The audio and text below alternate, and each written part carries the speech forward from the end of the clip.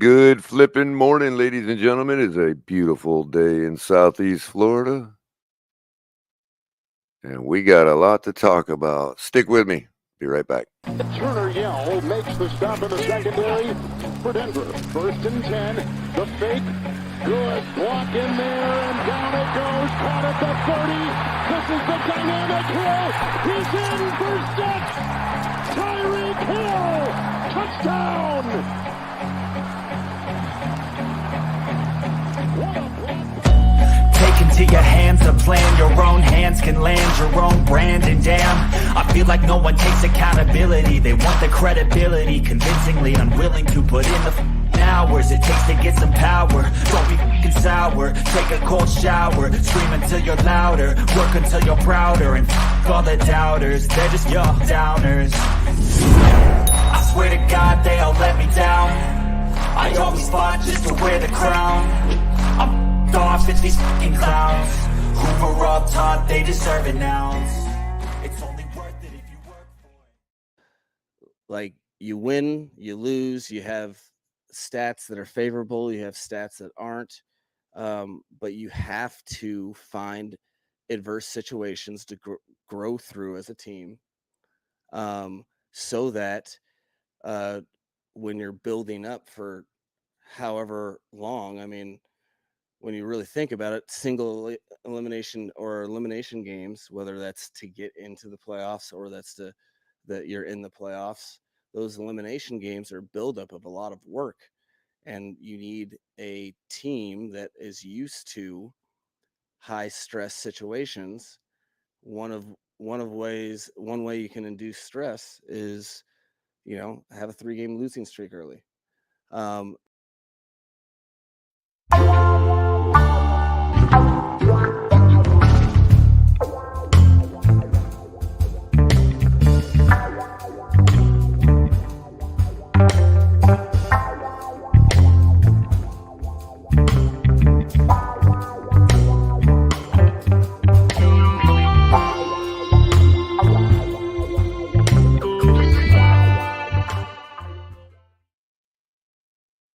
Good morning, good morning, good morning. Once again, welcome to another episode of Coffee and a Cup of Color.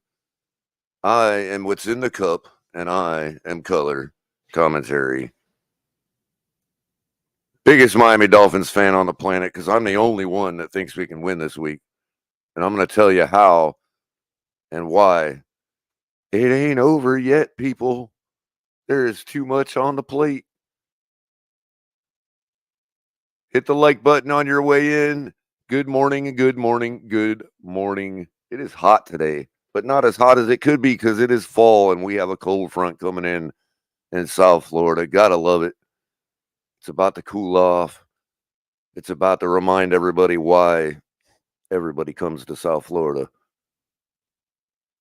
So make sure you're doing me a favor. Coming over to Twitter, coming over from Twitter or Twitch or anywhere else you might be watching. If you're hearing this on the podcast network, welcome, welcome, welcome. That would be Apple and Spotify. Check us out. As long as we can keep the show short, clear, and concise enough, you will be listening to it on the podcast networks. And it looks like somebody is missing. Palm Beach County keeps calling me. I'm not answering. Sorry. I'm busy right now. But make sure you're coming over and subscribing to the channel. Hit the notification bell after you subscribe so you know when we go live. Sometimes we'll pop in and drop a tailgate anywhere. This is the only tailgate that I know of online, at least the biggest one. 6+ thousand of you strong and growing every day. And keep helping us grow by hitting that like button. It's the easiest and most free way to help the channel. And if you'd like to help the channel monetarily, you certainly can donate with super chats, super stickers, Cash App, and also become a member today. It's very easy to do. We have a very low tier 1 member level. That way everybody can join. show your support for the Fins Tailgate, and also check out the Fins Tailgate website over at tftgnetwork.com. Bookmark it and make it your homepage, and that way, as soon as you open your browser,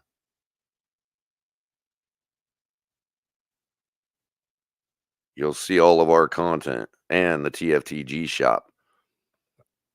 Yeah, I saw that HB is just talking about some things he added, which are pretty cool. While I'm shouting some of you out in chat, we're going to get to what Mike McDaniel just had to say, as well as some other things he had to say in his presser the other day. Some other little tidbits I want to talk about that are trickling out of the building, and also I want to go over which teams I think have the chance to crawl out of the hole and become something by the end of this season. And we'll find out if we can be one of those teams. But we'll look and see who it is. Again, while I'm welcoming some of you in chat, Aquavision, the first one in chat today, Willow Star Dragon, Mr. Dragon, you all know him as. You can keep continuing to call him Mr. Dragon. He just did a quick name change. Member of the channel, Mr. Dragon. AP Ryan, how's it going? John Featherland, Ms. Relentless, who helped yours truly out with some parking tickets for some upcoming games. I appreciate it, Ms. Relentless. Other member of the channel, resident Bills fan, Michael K, aka Suicide Hotline, which goes down every once in a while. Get a busy signal every time I try to call it. I don't know. Maybe that's because I try to call it after the Bills lose. I don't know. It seems to go down. What's up, IMAX? How you doing? Sorry, I'm a little under the weather this morning. It'll pass. It's just kind of humid today, and as the day dries out a little bit, so will my frontal region. Cat for life. Good morning. How you doing? El Capitan rolling in here. I see you, HB, that also known as Zippa. Zippa does everything around here. As you can see, the nice background graphics. What I'm getting, which I'm going to show real quick in a minute. Manolo Rivera, how you doing? V21, X Factor, Tim Dub, Adam Sadowski, and Shake Money just popping in. Good morning. Shake's talking about the poll. But before we get to the poll, check out this background. This is pretty cool. And it's going to be kind of how we're rolling. The only question I have for HB is how that gets updated, if it's by hand or if it's pulling off of something, because I don't know, by Wednesday, we probably want to have it showing the next games coming up, but I'll do it if I have to. It's not a big deal. I'll do the extra work. But if it's updating off of something, maybe that happens automatically. I don't know. But check out the nice score banner we got up rolling up at top now. It's pretty cool. Manually. All right. Well, let me know if you need any help taking care of that every week.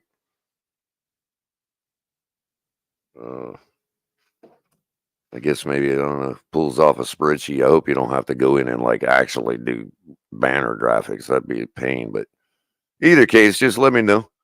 I can help out with it. It's pretty cool.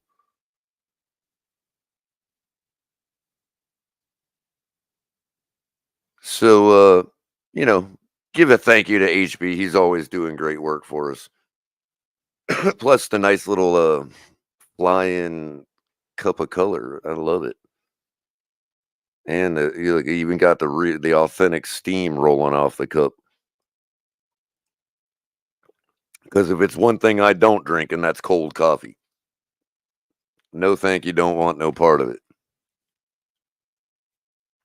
I don't care how sweet you make it.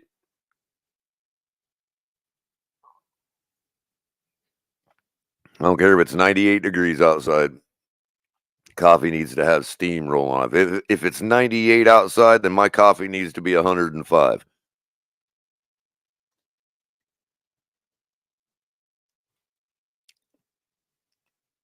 But I can never I can it's never hard for me to find a reason to hit this. It's live. It's breaking. It's new. And it's so live, I'm doing this myself. Anyway, Tyreek Hill, just about not a few, I'd say about a little more than a half hour ago, weighing in on his thoughts in the big Chris Greer debate. As most of you know, anytime we see any adversity, as McDaniel likes to call it, a lot of the pitchforks and shovels come out of the woodwork and want to start beating Chris Greer over the head. And there's some of us that are tired of the cycle and have gotten off the cycle to merry-go-round altogether and are just like, fire him, I'm done with the whole shebang, get rid of everybody, and they're not going back. But there are still those that keep getting back on the merry-go-round. I myself sometimes feel like I'm on that merry-go-round. I've said build a statue for the guy.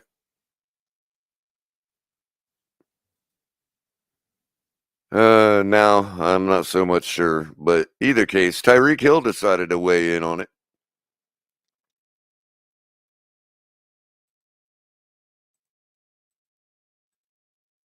And he just comes out with a short little tweet here about a half hour ago, says he meaning Chris Greer, could go sign Aaron Donald right now. He could go sign Aaron Donald right now, and y'all would fault him and say bro is washed.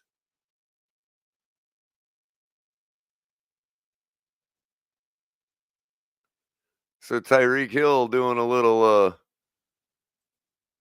finger wagging at the fans, I think, right there, reminding them that it seems like no matter what he does,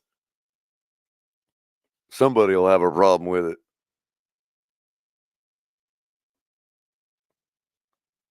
I mean, it does ask the question. It does bring up the question, though, Tyreek. Why would we do something like that if you all don't want to get your ass in gear and start playing and winning and not making it the fans feel like all we're doing is tanking?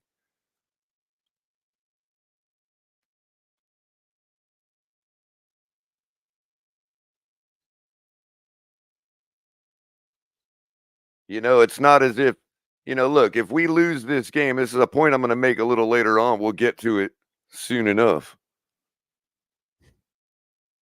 But if we lose this game and Tua comes back for Arizona, which is up in the air now, according to what Mike McDaniel said in his presser,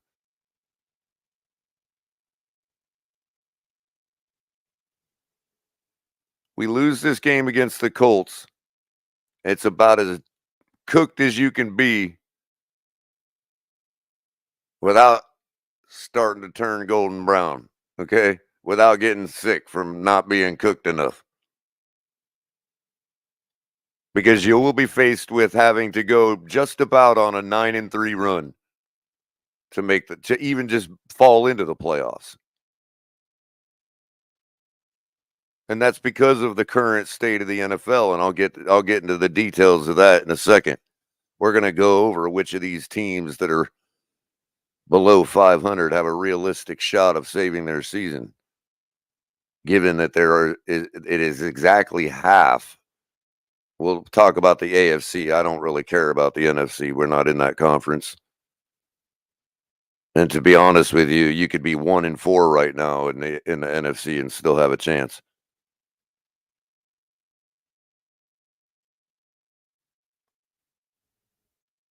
Yeah, there are things we struggle at, but you know what? There are also things that we do really well, that we've done better than we have in the past couple seasons. which may be enough to allow us to hold on, to at least buy us more time to get things corrected. I'm not saying that will guarantee us getting things corrected, but we do know that at least against the lesser grade teams, we've looked a lot better than we have. That is a reality. I would hope at least we could get back to that point so that we can start over with evaluating whether we can face the good teams or not. Because right now, we don't even know, because we're not even good against the bad teams. So things got to get corrected. We know we can be good against the bad teams. So we need to at least get that corrected and get back to where we were. And that's going to require, that's how I know it's not on anybody else but the players, because that's who it's going to require to get things back on track. Now, I'm going to go into a little deeper after, when I get back into this. I don't want to talk about it right now because I could spend an hour.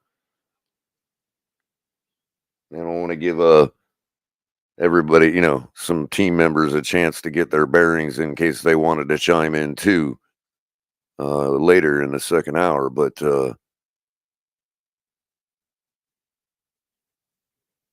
there's a lot of mixed signals coming from every single angle, every single direction involved with this team, this organization, its fan base, and the media. And it's about getting to the point where I just realized that nobody knows what the hell we're going to do or what we want to do. We can only go by what we see on the field from here on out. People can speculate. People can say they know what's going on. We've, not to single anybody out, but I don't disagree with V21 that we've seen this movie before. But you know what? I've seen the same movie in the NFL for my entire life that I've been watching football. And the song remains the same. The teams that are that are just over or above 500 make the playoffs. And then that's when the cream rises to the top. But nothing is certain until then. Everything is up to the players until then. It don't matter if you are tanking. Teams can still win. We saw that with our own team.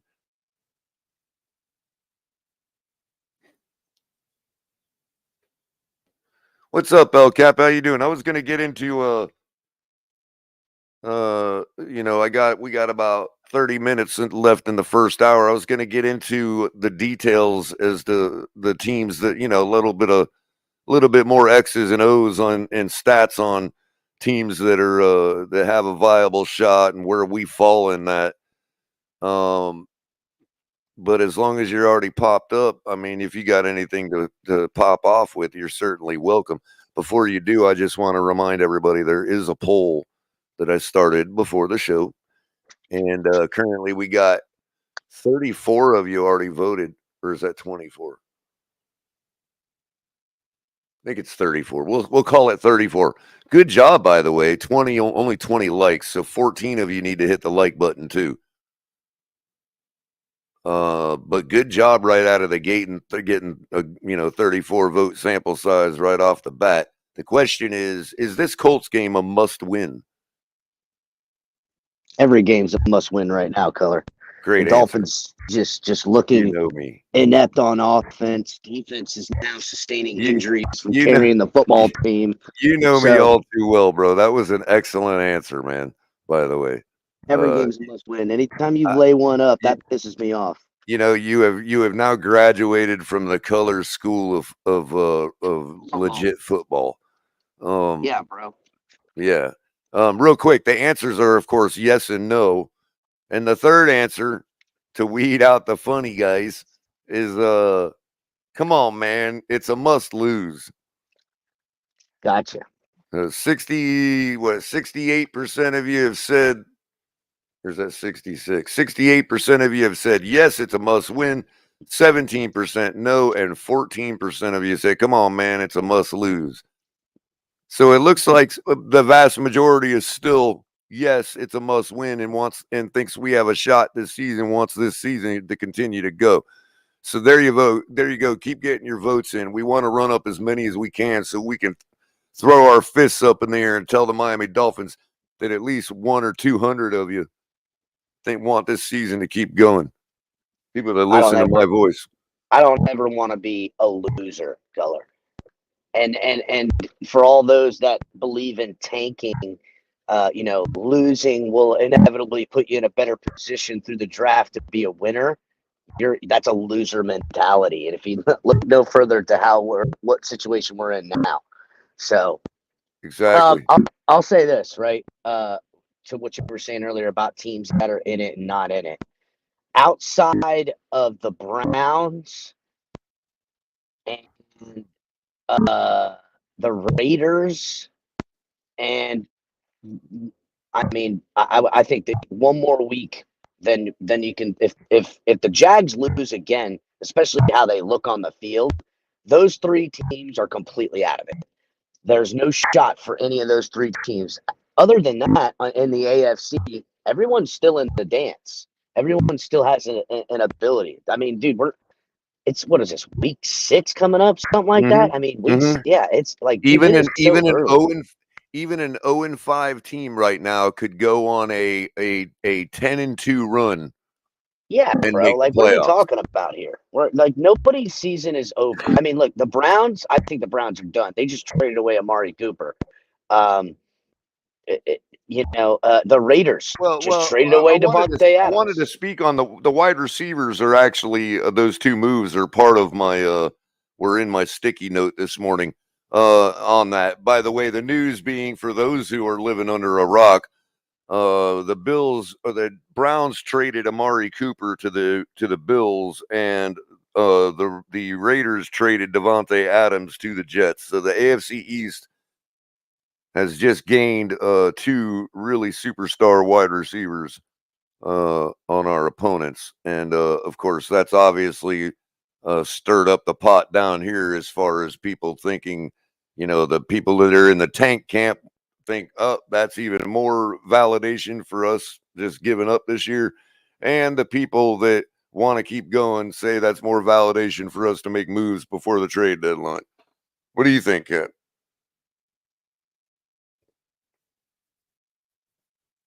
Uh-oh. I mean, look, first of all, the Devontae Adams, everybody been calling it since last year, right? Like, I mean, everybody knew that this was an inevitability. Right. We likely would have had to deal with him out of the gate this year. Well, I'll say this: General Manager Aaron Rodgers' first move in office is to bring in Devontae Adams, which, once they fired head coach Saleh, and God, speaking of general managers, what's the general manager's name of the Jets right now? I forget his name. Joe Douglas, or or something like that. Buddy Douglas. That guy is Buddy Ryan. That guy is the worst, bro. Like, think about what the Jets have let that guy do. Number one, they let him. He had, who was the first hire that he had? Because it wasn't Saleh. It was the guy before Saleh. They then rebuild. Yeah, Adam Gase. What did Adam Gase? That's right. Yeah, Adam Gase was his first hire. That's right. Adam Gase. Then that whole debacle. Then they kind of ipso facto tank a little bit because they want to draft a quarterback with the new coach hire, and they get what's his name? Fucking the little guy, Wilson. Zach Wilson. That was a Stifler's mom's kid, right? That was a debacle. Then is that Stifler? If it's Stifler's mom's kid, is that Stifler? They bring in the aging veteran who's known for his toxicity as far as working with people and all that. We gotta get been a problem since then. Sorry, I didn't have your avatar up. That's all right, no worries. All of those things, right? just a Ooh, I look. terrible. Wait, I'm sorry. I like how it kind of overlays the scroller, bro. Like I that. know That's you. I really like cool, that man. too. I was looking at that too. Yeah, just up and down, terrible, bro. And by the way, real quick, Terrible. Nothing's real what's quick. up, guys? No, just real What's quick. up? Adam actually, Joe Douglas was brought in after Adam. The GM got fired during Adam Gates' tenure, so he was brought in during Adam Gates' stay. So he wasn't Adam Gates. Adam Gates wasn't his first hire. Robert Sala was. Oh, okay, okay. Well, so okay. Well, he's gotten a coach. He's been able to pick a coach to hire, pick a quarterback to pick in the draft, and go and get the win now quarterback. And thus far, along with this Devontae Adams move, thus far, none of it has looked even halfway decent. They haven't even been competitive as far as in their own division, much less the conference. So to me, if the Jets, they won't fire him this year, but inevitably that's happening. Inevitably, it's going to happen. Right. So another kind of quick thought. The question I had was how much of or which teams, if either the Browns or the Raiders or anybody else that makes a big move at the trade deadline, how many of these possible moves? I mean, there's been rumors of Aaron Donald. There's been rumors of even of Reddick. There's even been rumors of what's his name out at Las Vegas, the pass rusher. What's his name? Help me out here. Crosby. Yeah, Crosby, right? Max Crosby, and To whom? well, obviously you know who, but the question was though, how much of these moves could possibly even be addition by subtraction? Like, let's say if Amari just didn't get along with Deshaun, or if I know I'm stretching there, but or let's say if Adams is just chirping in everybody's ear in Vegas and it's making it tough for people to focus, or whatever the case might be. Could any of these moves not really hurt the team that they left as much as people think? No. First of all, Amari Cooper and I guess what I'm asking really is it a guaranteed sign that they're tanking? I guess is the question. look how good it's done in Dallas since they got rid of Cooper, right? It's been terrible for them. When Amari, it has. Yeah, I guess they switched up. They went with CeeDee Lamb over Cooper, and it kind of hasn't just been still better. look like Dallas, to be honest with you. Well, it looked better with Cooper, I would say. Yeah, I guess but Cooper's move. It was a little less stinky shit, Yeah, Cooper's move to the Browns. It made sense at the time. You're like, okay, I'm getting a good quarterback. I want to have a top flight, weapon for him. I mean, dude, wow. I've never seen an athlete and a football player drop so far off a cliff like Deshaun Watson has. But yeah, I mean, I wonder if it's a bunch of stuff. Number one, all the legal stuff that we went through, all the nonsense, all the personal things. I'm not and then so also, sure, dude. I'm not really so sure that it isn't something coordinated with the Browns, bro. To be honest with you, I mean, I don't know. You would think so, because at this point, right? I mean, with a guy like his image, he could easily tank and take the hit. Because how much worse could his image get? But who would tank in this scenario, Culler? Now they're gonna be sitting with Deshaun Watson and a first round draft pick up in the top 5. You see what I'm saying? Yeah, but Culler, the problem with that is that look at what they did. When they got him, like everything was saying the Browns gave up all of their picks. I got you, but they re-signed guys. They kept everybody. The first 2 years up until this point, they've kept everyone or brought people in and went against the cap. Like they were trying to be in a win now mode, and it's just been an epic failure. But What was I going to say? Oh, I mean, the coach seems to be in full support of Deshaun, so it's really hard to gauge, man. I'm You not know? saying that they're not. No. I'm just saying that it seems like there's more to it than we're seeing, and it might Color, not all be on Deshaun. Is all I'm saying. I still reserve the right to say, "Oh, wow, it really wasn't about him." You know what I mean? Color, I was on Twitter the other day, and someone was like, "This is the Deshaun Watson the Browns were expecting to see," and it was a highlight of Deshaun.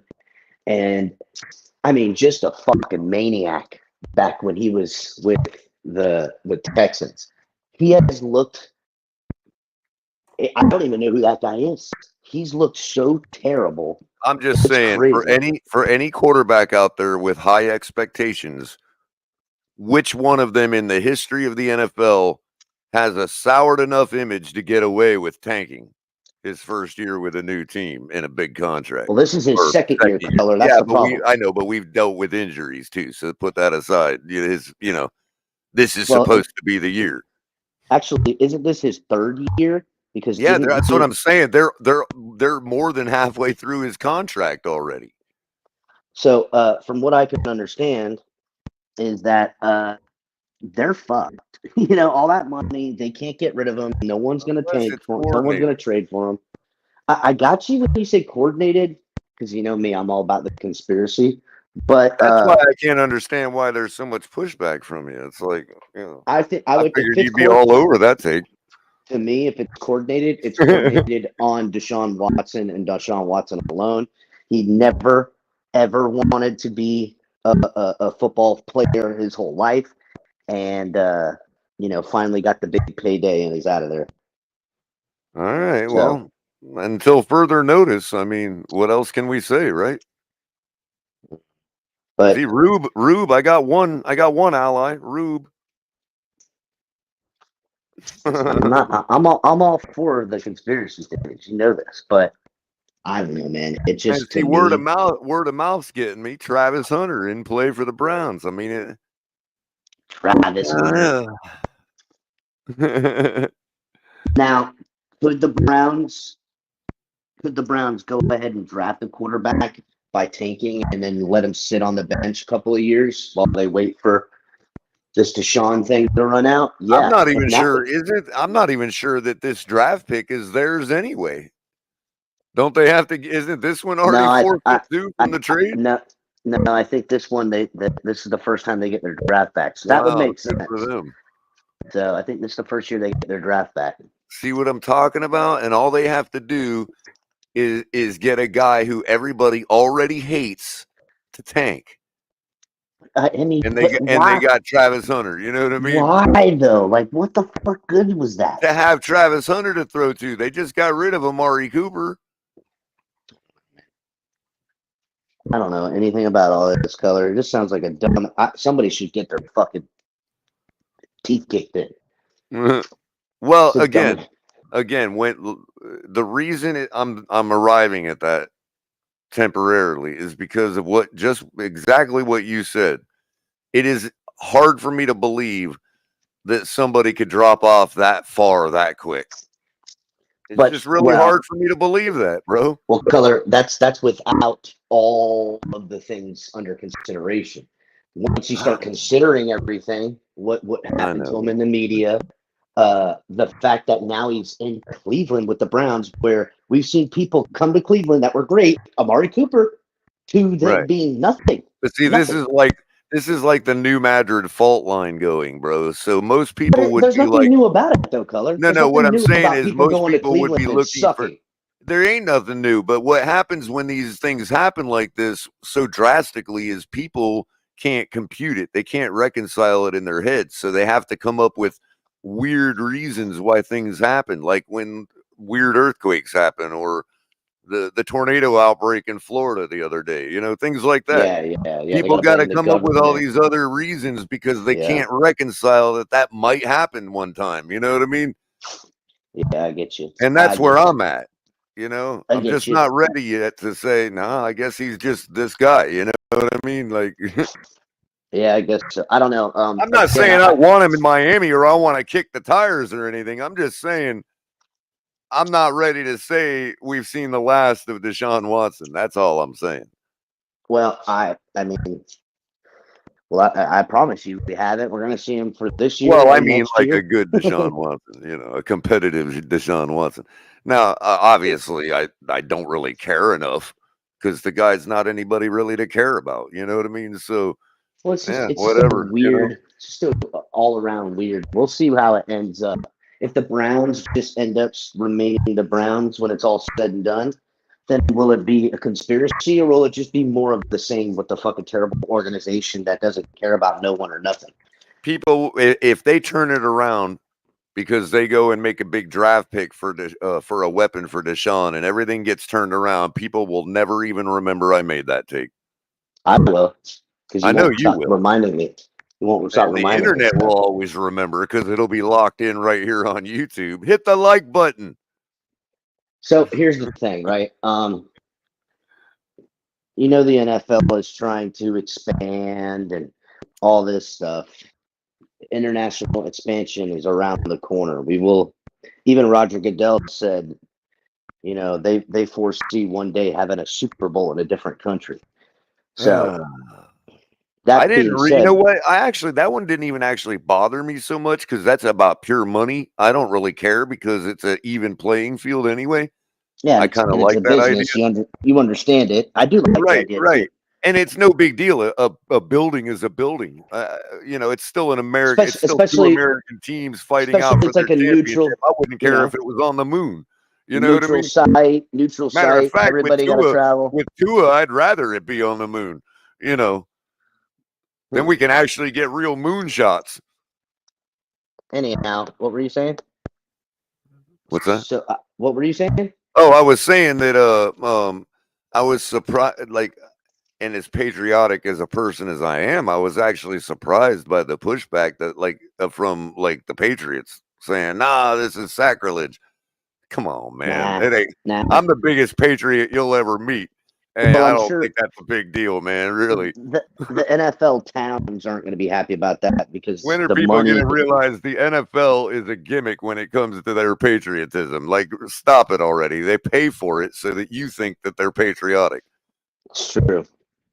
It's just another gambit of theirs. I mean, in another marketing angle. I mean, yeah, they don't care, guys. They don't give a shit. hey, and by the way, even if they're in another stadium in another country playing the Super Bowl and they're singing the national anthem, waving the American flag, what do you care? Matter of fact, what's more American than that, Culler? Yeah, I mean, celebrating Americanism across the pond and shit. Guess what, everybody? There was a time when we didn't have 50 states.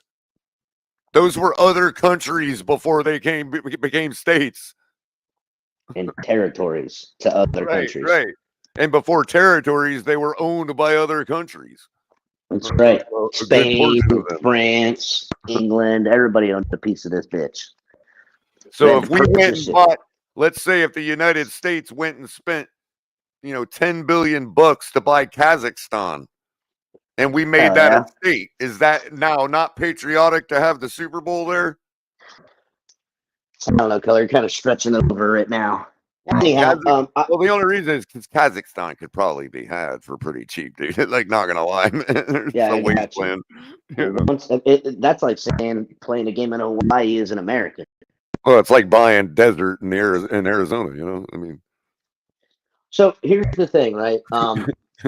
When I say about the league going across, internationally, when they create this division, oh, dude, what the fuck? Where the fuck did this come from? I don't know. Damn, dude, who did this? Somebody fucking shit my tile in here, Culler. Somebody really kicked in the throat. Anyhow, now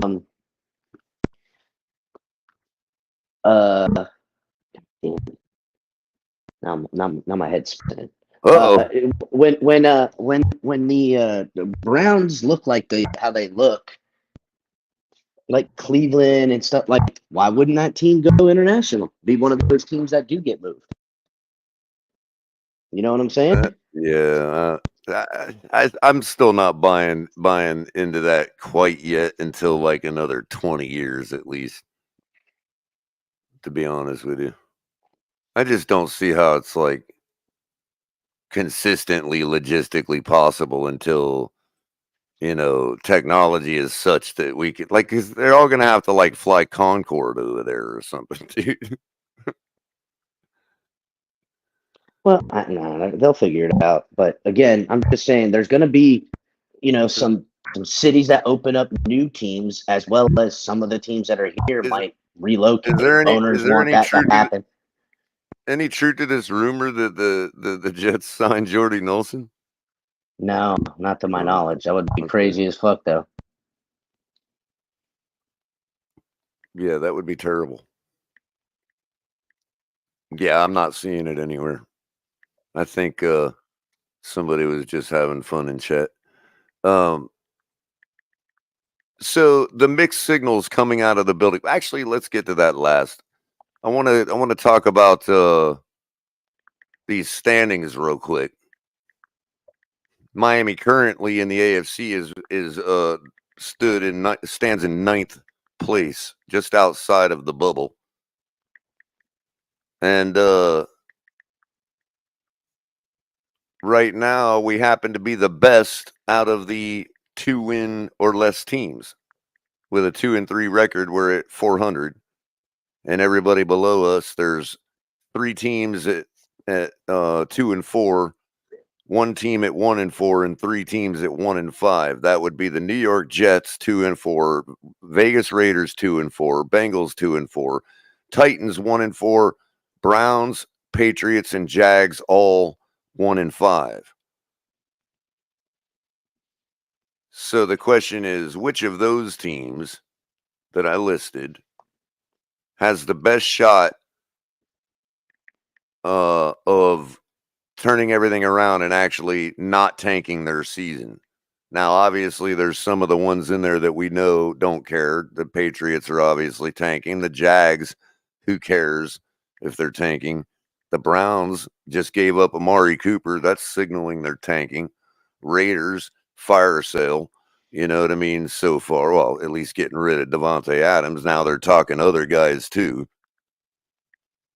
But the one thing I want to point out is everybody above us, the Broncos, Colts, Chargers, Steelers, Bills, Ravens, Texans, and Chiefs, all have a not 0 point differential. So everybody's positive in their point differential except the Colts, who is our opponent this week, is at a flat 0. They've scored 139 points, and their opponents have scored 139 against them. Miami currently has only had 113 points scored against them while only scoring 60.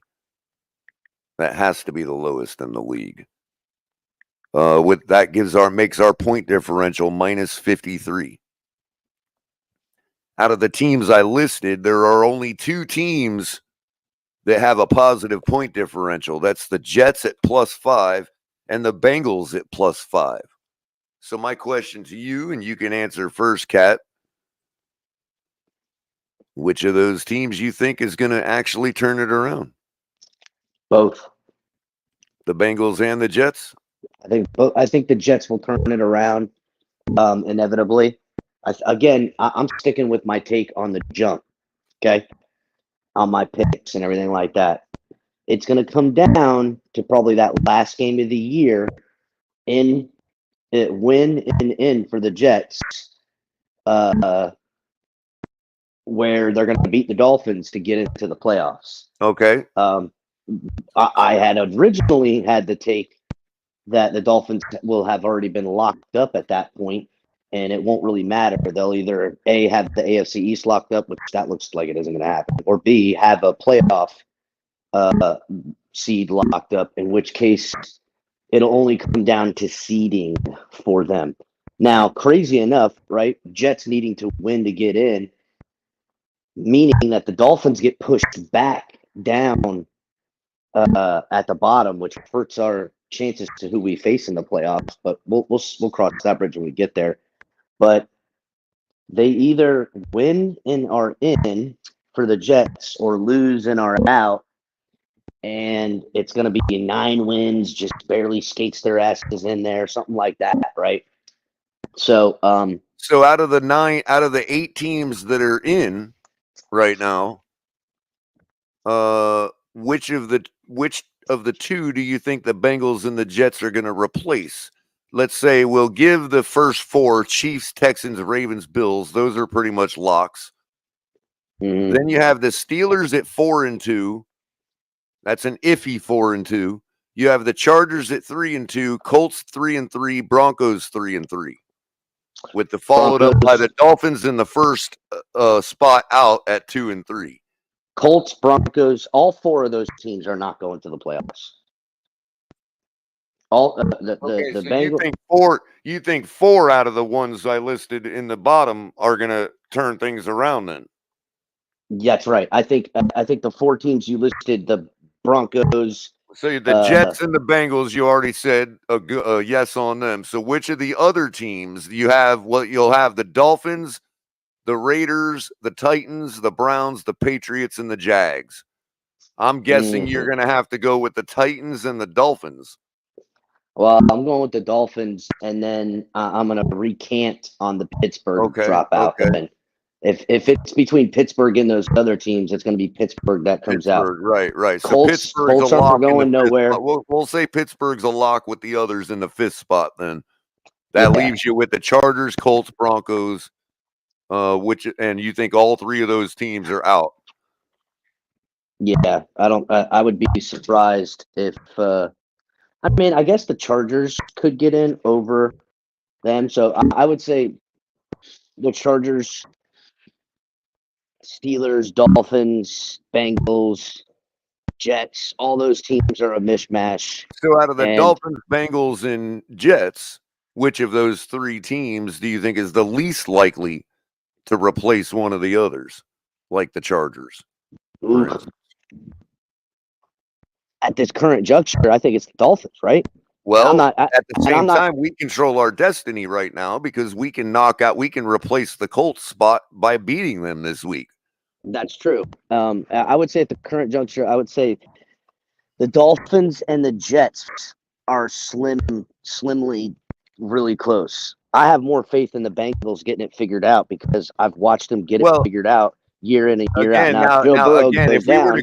If we were to go on potential, then we would say, knowing what we know about our team against inferior teams, that if we got things corrected, that we've seen the least we're going to see out of our offense. Whereas the Jets, you don't know how much more you're going to or less you can see out of them. Yeah, as far as the Jets go, I mean, I don't know. Well, now with Adams, we don't know. We might see a whole new offense now. Agreed. So that's just as much of an unknown as Huntley improves one more week or Tua comes back. You know what I mean? So again, I think you got potential upcoming out of both offenses. I mean, I agree with that, but the problem is that the unknown with Tua is a bigger unknown as far as something I can lean on, right? Right. I guess you could say the unknown of the addition of Adams along with the unknown of the age factor with Rodgers kind of equals out to the unknown of Tua right now. Well, if we win this week, besides taking the Colts spot inside the hunt, which again, it's funny we find ourselves already this early in the season or not, we find ourselves in one of these spots where we can control our own destiny by winning. Isn't that ironic? But secondly, if we win this week and Tua comes back for Arizona, that would mean that we'd have to go on it. We'd have to be on at least an 8-4 run to kind of make sure that we can fall into the playoffs at 10-7. That's doable to me. If we lose this week, that would require a 9-3 run out of our team and with or without Tua to still go 10-7 and have a shot. This is why again, it's still so early, even for a team like Jacksonville, who, yes, it would be tougher, but they could go on a 10-2 run The thing about and still make Jacksonville the is just playoffs. You see what how I'm saying? that team looks dejected, bro. Oh, I understand that. I'm not calling for that. What I'm saying is, let's say something happened, something got in the water in Jacksonville, Well, and I mean, they started CJ playing Stroud, like professionals again and CJ started Stroud could clicking. get injured, and that division's wide open for the My taking. point is that if everything started clicking again as a professional NFL team, they would only need to go on a 10-2 run, which we've seen plenty of teams do. You know what I mean? They don't even need to go on that because their division, the winner could have 8 games if CJ Right. Stroud Well, goes down. that's true too. So You know what I'm putting saying? that aside, Again, to only kinda, one's going to get you in know, from the West. Only one's going to get in from the South. And then the remaining 3 will come from the North and the East right. in the AFC. Now, out of like the Titans at 1-4, they only need to go on a 11-3 run, right? Or right Titans are now, you tanking, know. Color. They have no quarterback. They know it. They're tanking. They're trying to get one of these quarterbacks. Okay, so then the Bengals 2-4. So that leaves what 11 games. Wait, they've played 6, so that's 11 games left, and To they've already me, the got way the 4 losses. AFC, They would have to the, go 8-3 with to Joe me, Burrow. Color, the way the AFC is looking, it is so Well, they're underachieving. Like outside of the Chiefs, I mean, even Buffalo well, look, last on Monday in that dogfight with the Jets. Like Buffalo's the better football team. They struggled in the second half with the Jets. My point is that this very well may be the year 2 9-win teams, at least one 9-win team right. gets into the playoffs. I got you on that. Okay, so that's why that exactly is feeding my point. I don't want to go to 9-8 yet. Okay, this early because there's a lot of good teams out there.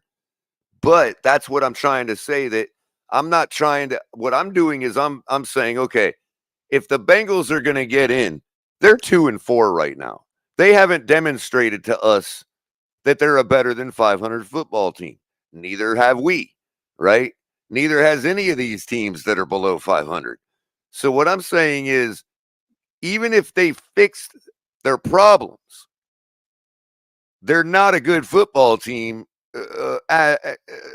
based on the evidence right now. So we're not, I'm not going to sit here and go, oh, they only got 4 losses, so if they go undefeated the rest of the way, yeah, of course they'll be in the playoffs with a 13-4 record. I get that, but they haven't demonstrated that they're the team that can go 11 wins in a row. So we have to put them as their max losses, each of these teams, and can they still get in? And personally, I think 10-7 guarantees you a spot almost, and 9-8 you can still fall in. So I'm going with 7 losses here. El Cap is basically what I'm doing as absolutely bare minimum to still kind of assure yourself a playoff spot. So that gives us right now, currently as we are, 4 loss buffer zone because we've got 3 losses. So if we win this week, we would have to continue on an 8-4 run to sort of guarantee ourselves a playoff spot, like guaranteeing that you'll fall in, basically. 9-8, you might still fall in, but 10-7, I don't know that. you fall in. Again, it's still too early to tell, right? I think in I mean, about given the trend of there being 8 teams below 500 right now, though, you see what I'm saying? And in the AFC. 4 of those teams known to be tanking. You know what I mean? Or at least speculated as such. Right. So to me, it's like still wide open even for 10-7. That's why I'm not so out on it like everybody else is. Look, and I'll even make a case as to why I think the Miami Dolphins, despite having a bad point differential, is one of the teams that has a better shot of any to be that team that turns it around. And I'll tell you why, El Cap. Don't we have the fifth ranked defense right now, Culler? Well, I'll go to efficiencies, which is what I usually like to do, right? Because I don't know where everybody gets the actual rank at. Some of it's subjective, but we'll go with efficiencies like Culler always does. Let me start with our overall efficiency, ranked 30th in the league. Okay. Then I'll go to our offensive rank. We are the 31st most efficient team in the NFL, in front of the Cleveland Browns. Okay. Our special teams rank, also abysmally low at 31st, in front of the Arizona Cardinals. However, our defensive efficiencies, Miami is currently ranked 11th in the league. We are the 11th most efficient defense in the league. We haven't been that in a long time, at least 3 seasons. I just want to point out to Michael K, who I just glanced at chat, I'm on fucking Beats headphones. Okay? I am busy. I am at work. I have things to do. I'm multitasking. I know it's hard for you to understand because you can't chew gum and walk, but I can actually do a job with headphones on and co-host with Culler and get it all done efficiently. Top 5 in efficiency, El Capitan. Go ahead, Culler. I'm sorry.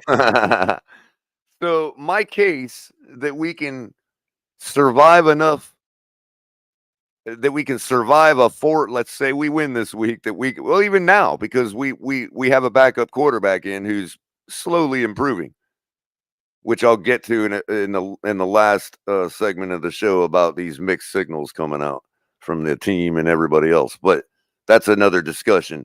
But as far as our we don't even have to improve very much on offense,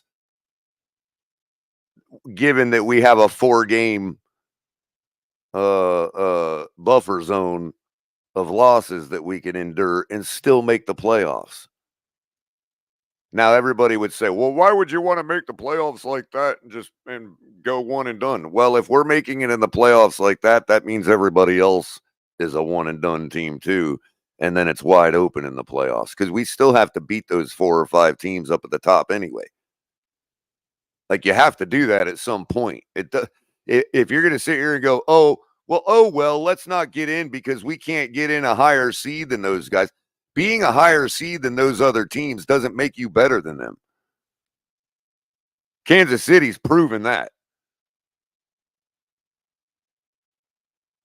So this idea that, yeah, obviously we know what, if we're looking at our team at the time and we're going, we suck and we just fell in, then obviously we don't want to do that.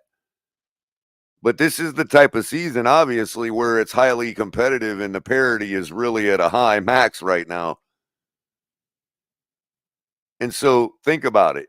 If you're even good enough to get things corrected to go on an 8-4 run, you don't think you have a good shot of beating any of those teams? Like, all of a sudden, this lack of belief that we have in our team, yet we still think we're going to garner all these draft picks by trading everybody off. Well, if we can get all that capital from trading these guys off, then what's that tell you about our roster? Why would we just sell off a bunch of good players just to try to develop other players into good players again? We have the good players, obviously. They're just not performing. So when I look at our defense, well, let's shift over to, I gave you the efficiencies. We're ranked 11th in the league in defensive efficiencies. That means it's really hard to score against us. Is that what that means, Culler? Basically. I mean, well, let me go back to where is it? Let me pull the page back up real quick and I can actually tell you where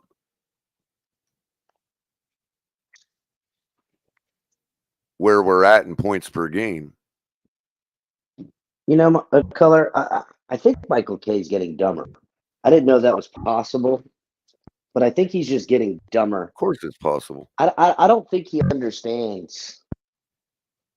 You know, I'm in these big open empty houses with fucking headphones on, and he just can't stand it. He wants to hear my clear, beautiful man voice because he's got some weird infatuation going on.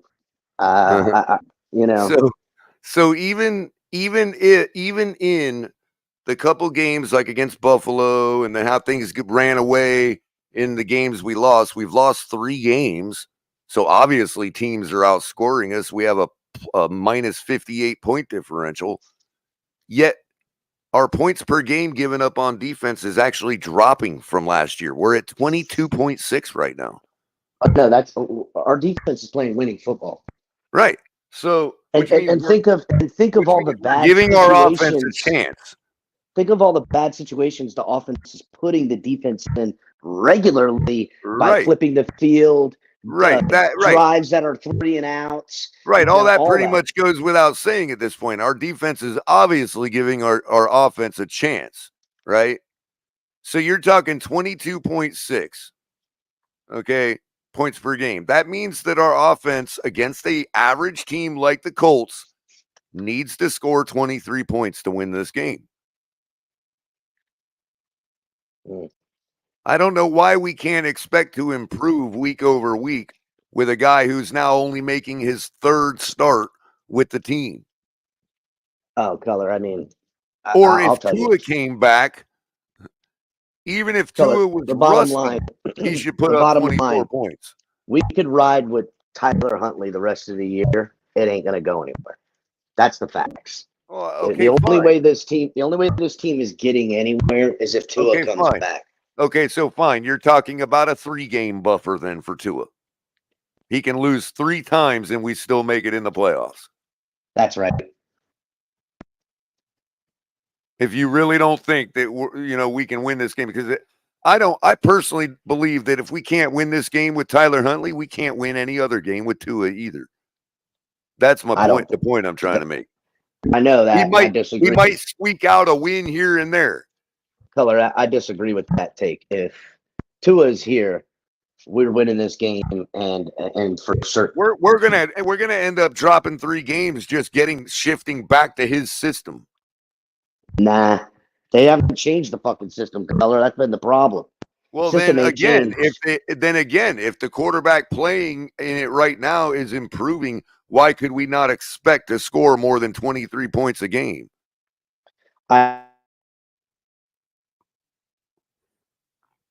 Well, I mean, I don't have the list back up anymore, but we can look at some of the quarterbacks that are scoring over 24 points a game.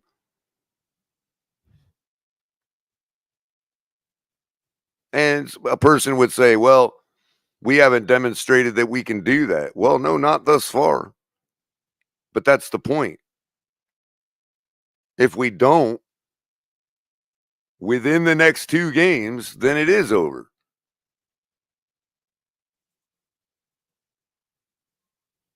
I mean, yeah.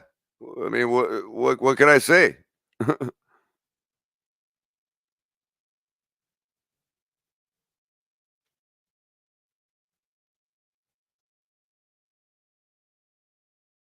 I mean, it is what it is. And for some reason, ESPN continues to refuse to report what the Dolphins' current quarterback's QBR is for some reason. So I'm going to have to look at a different place.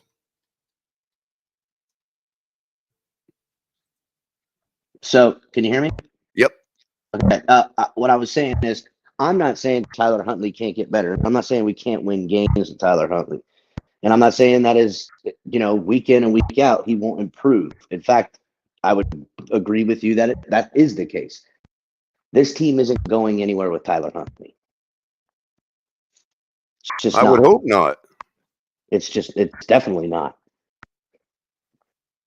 They could maybe if Tua doesn't ever come back and they keep Tyler Huntley, and maybe next year they could go somewhere with him. But as of now, no, they're going nowhere with him. other than where they're at. So, but okay, to me, the Dolphins, if Tua comes back, we're still in it. Do I believe in a future of that? No, but in a 1-year sample size, I can at least believe in it somewhat, right? That's what I can. By the way, if for those of you that think that it has that our losses have been about the quarterback, let me point out that in Skyler's first game, his pressure rate was 45%. In Tyler Huntley's first game, his pressure rate was 23% against Tennessee. And against New England, guess what? His pressure rate's right back down to what Tua was enjoying, 13.9%. And what did we do? We won. Well, I don't care how ugly it looked. I don't care how small the victory. It was a division opponent, first of all. And in case you didn't notice what Buffalo and it usually does against our division opponents, it ain't much more, except for us, of course. But at 13.9% pressure rate, Tyler Huntley was able to win. So not only have you all been right that it is about the offensive line, but y'all have been wrong to say that our offensive line is still trash. Oh no, I don't. I don't subscribe to the trash offensive line thing, dude. I don't. And on that note, I'm sorry, Cap. This is gonna lead me right into what I was gonna be talking about on the stats, as far as proving my point that the fat lady hadn't sung yet, or I'm sorry, the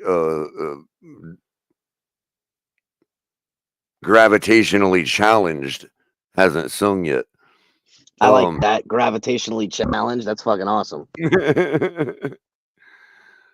Anyway, the Dolphins on defense, our pass rush win rate on defense, we are 17th in the league. Run stop defense, we're 12th.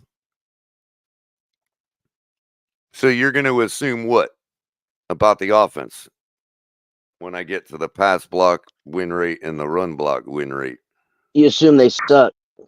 You're going to assume they're higher than those rankings, right? Like No. they're lower, I should say. Yes. Right. Well, currently Miami's run block win rate at 71% is good for 16th in the league. Middle of the pack. So that's going to make you assume what about our pass block win rate? That it's higher than 16th, right? No. Why? You think we pass better than we run right now?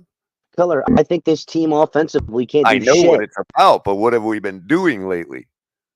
Sucking. Better out of the two. Nothing. Okay, fine. I'm just saying, Culler, none of playing the game with me, bro. I know, but I can't look at that offense and see anything other than trash up and down. Now, when people say the O-line, when I look at our passing game, I see the 12th ranked team in pass block win rate. Again, I'm not seeing the O-line for the reason of trashness. But again, the offense as a whole is trash. So when I understand that. I understand that. Culler, here's the thing, right? Okay. I don't know what you're trying to say here, other than like just. I'm gonna give it as simply as I can, because here's the deal: people that you're voting for this is a must lose. I don't understand. No, this team is trash, and not that we're gonna lose. All right, well, that I guess it's over then. I don't know what else I'm supposed to do for the rest of the show. I don't know. It's over. I mean, I don't know what else to do, bro. I had a whole show plan talking about how it's not over, so it's over. I don't know what else to say. It's not over. It's just this offense has zero anything. And right. It's not on the O-line. Everyone wants to win. But if a person that I'm discussing this with is going to just ignore a 12th ranked pass block win rate and say that the team is trash, then there's nothing left to talk about. Okay. We're going to lose this week, and and the rest of the year. Here's the thing. Okay. People want to say the offense is trash because of the O-line. I say the offense is trash not because of the O-line. O-line I is playing understand middle that. of the pack. O-line is I playing understand middle of the that. pack. But our offense was more trash 2 weeks ago than it was last week. Yeah, because they had a quarterback in there that never played for this football team. Right. And then when that new quarterback came in there, he was more trash in his first game than he was his second game. That's simple mathematics. Right. So that's it for Tyler Huntley. That's what we saw this week. That's it. I don't know, Culler. Again, I can subscribe to that, but that the show's over at that point. I don't have anything else to say. Well, I'll say this. Not over because the Colts are trash. And trash Not versus really. trash. Not really. Yeah, they are. Oh, yeah, they are. They're trash. They've got this. I mean, yeah, they're ranked less than we are in pass block, and they're ranked 6th in run block. They're a little better in run defense, and they're trash in pass defense. Yeah.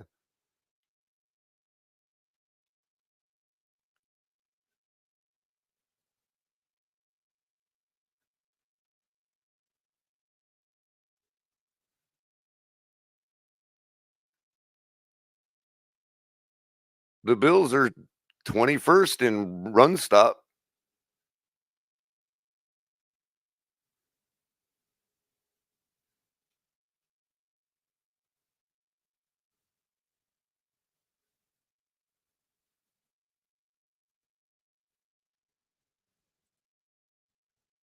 So yeah, I guess hit the like button, everybody. I don't know what else to say.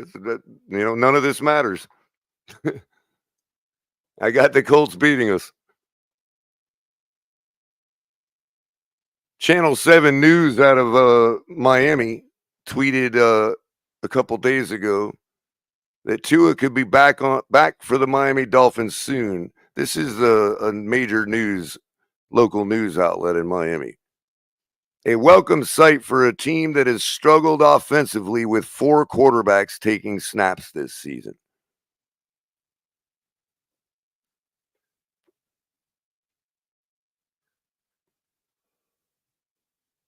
Is one of those quarterbacks not Tua?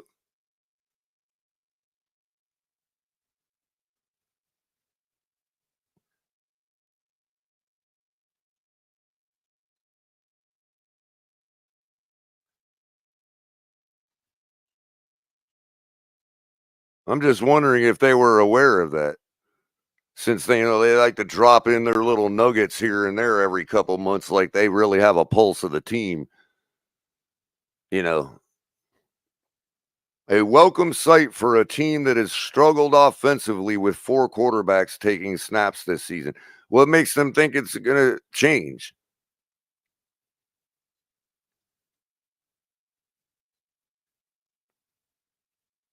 That's the kind of stuff right there that's like, what are we talking about here?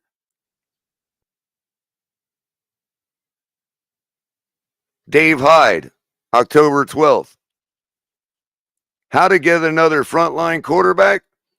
And who decides on him? Steve Ross has to answer these issues no matter what happens the rest of the season. I thought that question was already answered. He made it very clear who had that responsibility.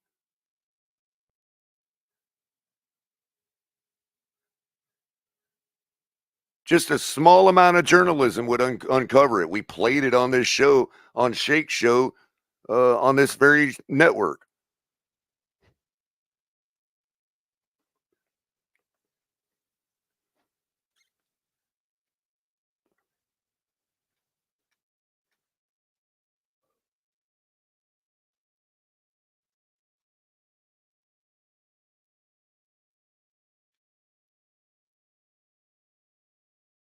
Dolphins wide receiver Jalen Waddle, in his latest media availability, said Tyler Huntley asked him to come back early during the bye week so they could continue to build on-field chemistry. Quote, Snoop be trying to get that work in. For what? Waddle, answer me that if you're listening. For what? Did you grant him that request? Did you come down out of the number one room where the quarterback sits on the pine? Did you come down out of that room and grant Mr. Huntley his request?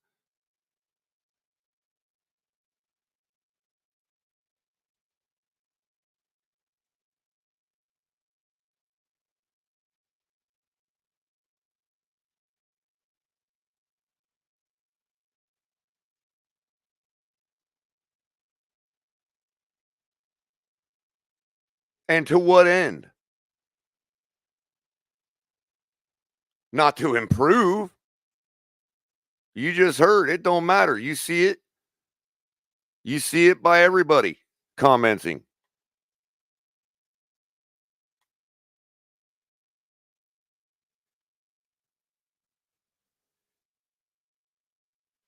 Did Huntley not get the memo? Context, I'm with you. I'm asking if Tyler Huntley didn't get the memo.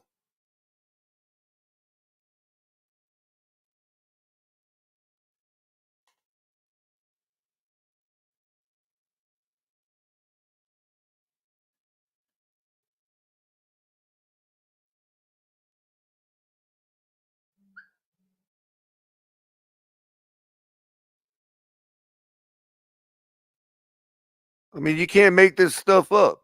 I'm not supposed to see that as a mixed signal. Are we tanking or not? Do we really think we have a shot or not? Does it matter if Tua is coming back against Arizona? Oh, which, by the way, we can't even be sure of that now.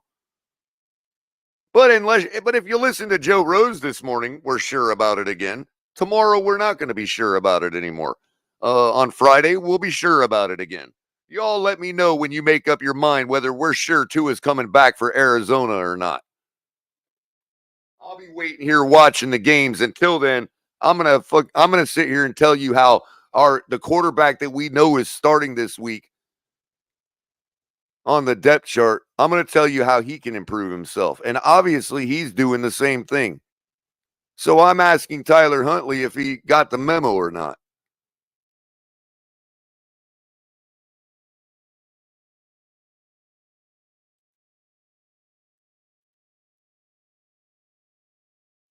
You're not supposed to upstage Tua, bro. That guy you're asking to work with you off the clock, he don't want you to upstage his boy. Haven't you got the memo? Go have a conversation with your fellow South Florida quarterback. He's coaching at a high school right now in Miami. Go have a conversation with him about what he sees as a blind man.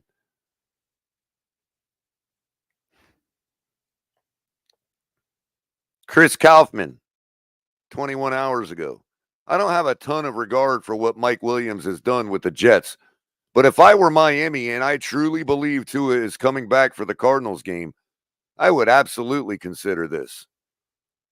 Why? Apparently, Chris Kaufman hasn't got the memo. We don't have receivers over 6 feet tall.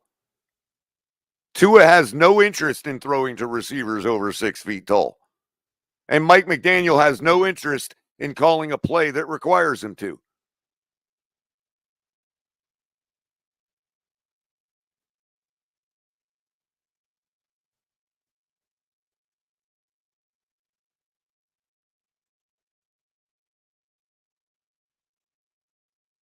King of Finland, much love, much respect. The division is making moves to contend now. Speaking on the Amari Cooper and Devontae Adams trades. The division is making moves to contend now. The Dolphins have to decide quickly if they're truly all in or not. He's absolutely right. I'm not coming at him. But what I do have to say to that is that decision was made when we extended our quarterback and paid him $212 million. That decision was made. I'm sorry you guys don't like the results, okay, which were predictable. Okay, I'm sorry y'all are out on the team now.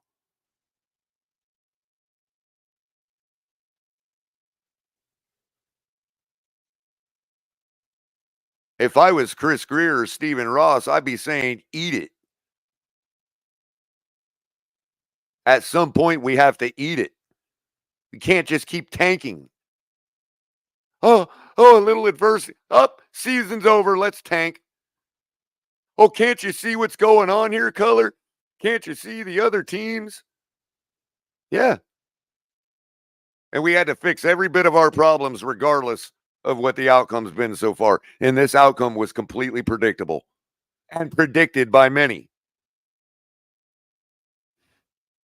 Now we're supposed to just say, okay, all those people that railed on others for saying that, for predicting this, all those people just want to tank now. Oh, well, that wasn't me. No.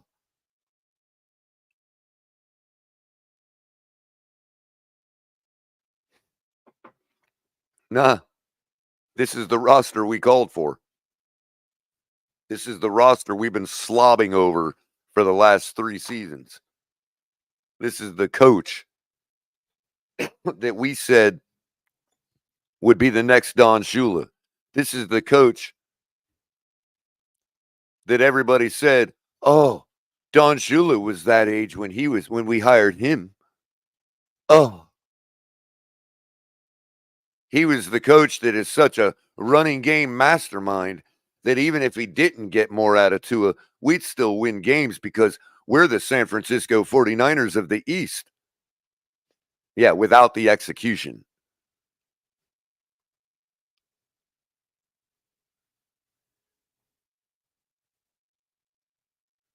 '49ers lost Christian McCaffrey. Deebo Samuel's been injured on and off all year. They're still winning, and not one of their fans is saying, whoop, oh, season over. Could have saw this coming. Might as well tank.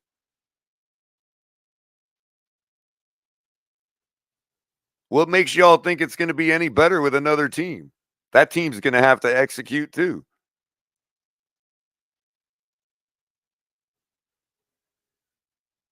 You could have UPS workers, Walmart baggers. You could have whatever. You could have Odell Beckham Jr. and Tyreek Hill, and they still got to execute, or we lose.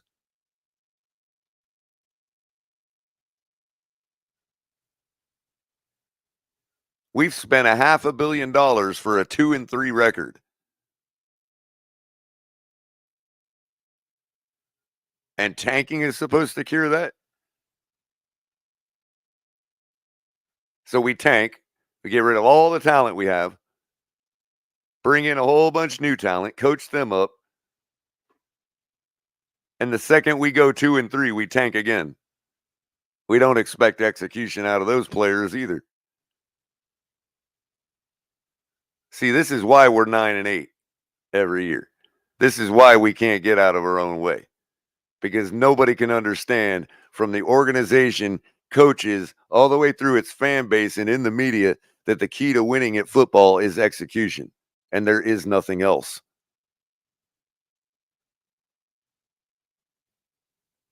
There's no trick. There's no revenge games. There's no home field advantage. None of that. There is only execution.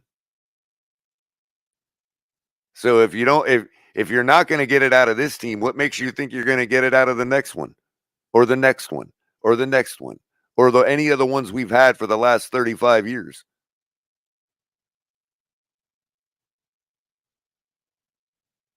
We won with Dan Marino because he put the ball where it needed to be. That's called execution. However he had to do it, he put the ball where it needed to be. More times than not. And a lot of times. Tom Brady's a 7-time Super Bowl champion because he treats every play like that.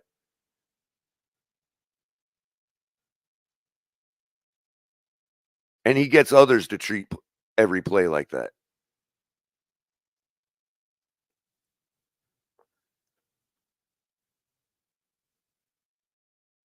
Kyle Shanahan's been at the brink already twice because he gets players to do that.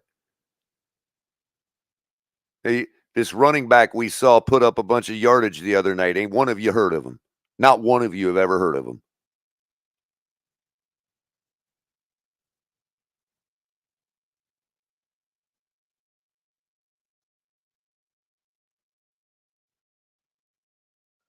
Buffalo Bills fans know more about Jalen Wright than Cardinals fans know about whoever that running back was the other night.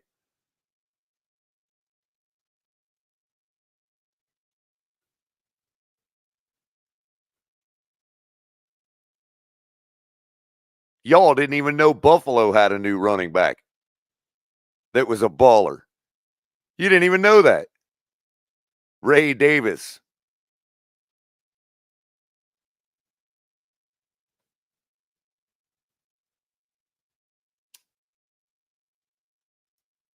Oh, he's just a practice squad guy. Oh, he's just a UPS driver.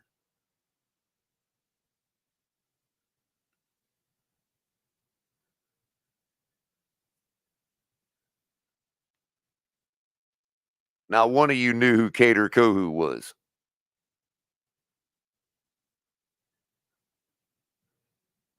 Practice guy.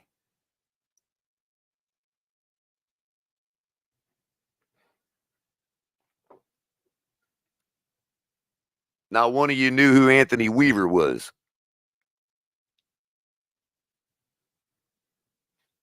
But you do now, don't you?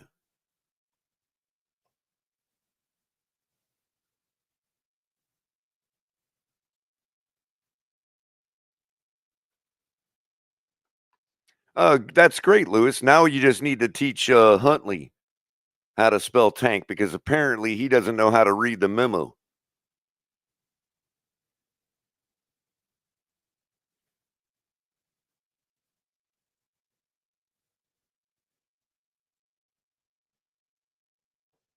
He either didn't get it or he doesn't know how to read it.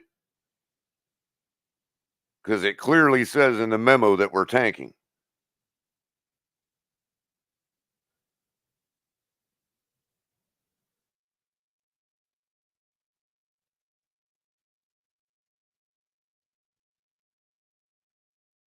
Uh-oh. What is this all about? Oh, I really don't care. No offense, Sean, but I would have expected that.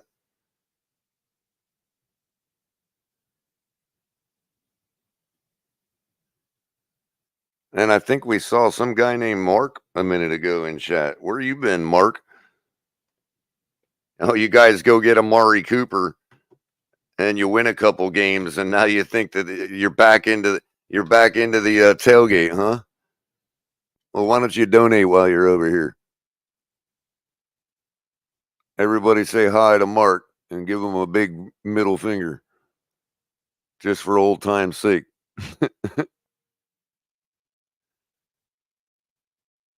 Oh, good. As long as you're healthy, man. Godspeed to you.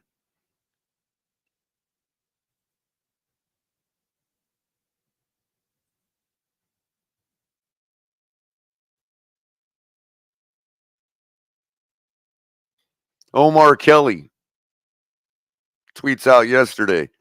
Team doesn't blow. You haven't seen the team yet. You saw Tua for 7 quarters of football and Mostert with Tua for 1 snap.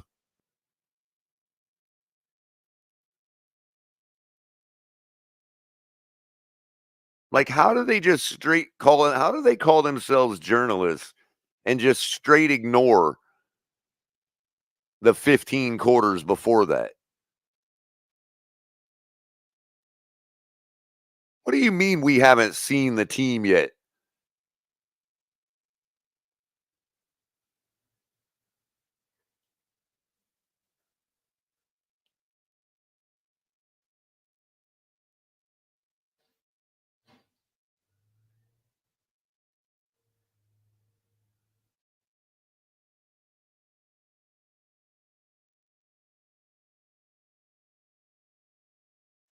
And then not a few hours later, not even an hour later, he tweets out, I was the first to tell you people this roster is old and injury prone.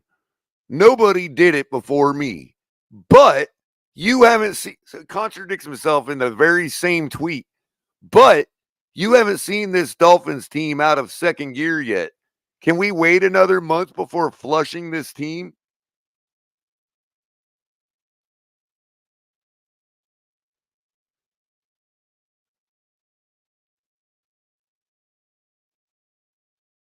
Hey, Omar, could you ask them why they're waiting another month to put it in second gear or to put it in third gear? Can you ask them that question?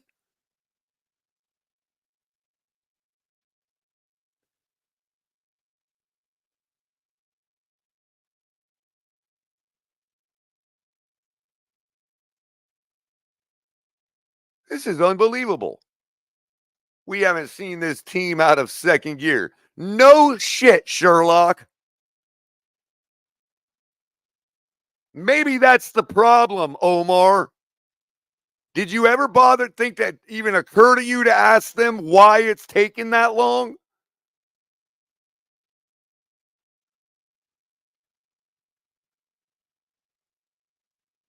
Instead of just swallowing this nonsense they give you at every press con, you see, winning in the football and adversity.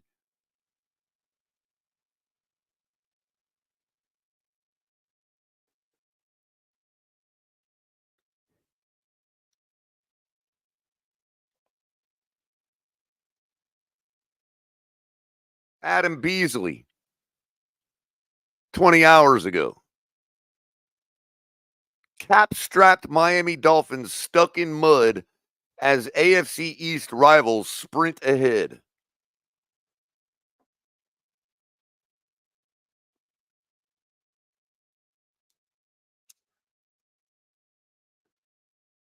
Oh, I get it, because we're in Florida and it's full of muck. Oh, I get it. It's stuck in the muck, Adam. Not stuck in the mud. We have muck down here, not mud.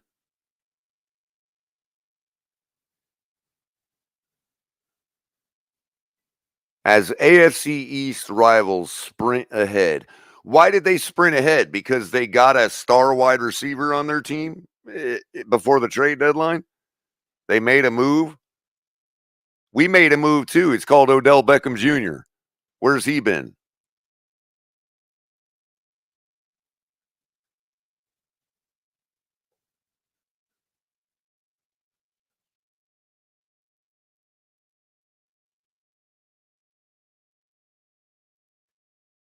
Can we wait till these players actually do something on the field for their new team before we talk about them sprinting ahead?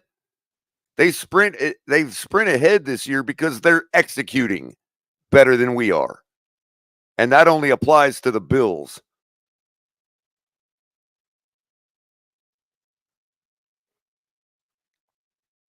In case you didn't notice, we're in sole position of second place in the AFC East, not the Jets, Adam.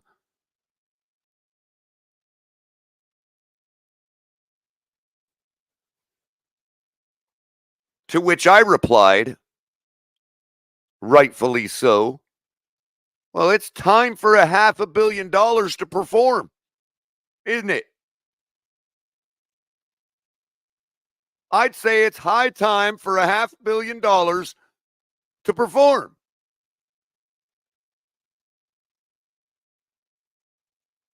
Did they spend $500 million? Who's sprinting ahead?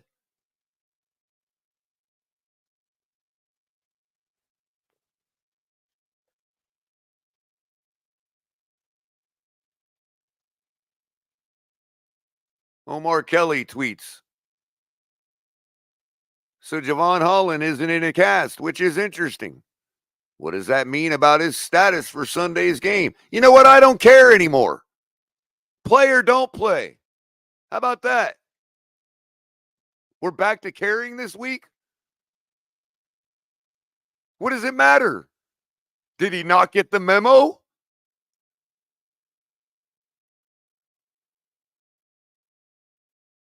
What's he going to play with an injured hand for?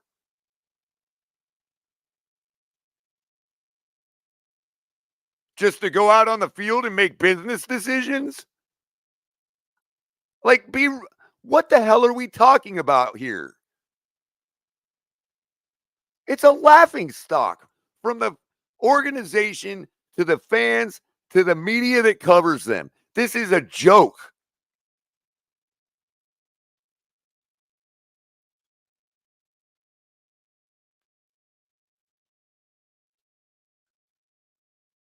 The only way it's not a joke is if they're actually serious about winning, in which case they need to put out a different memo.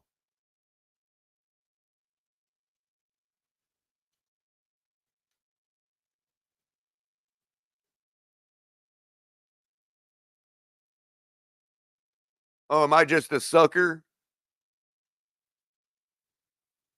I'm just a sucker that it's going to keep spending money to watch this team or whatever else.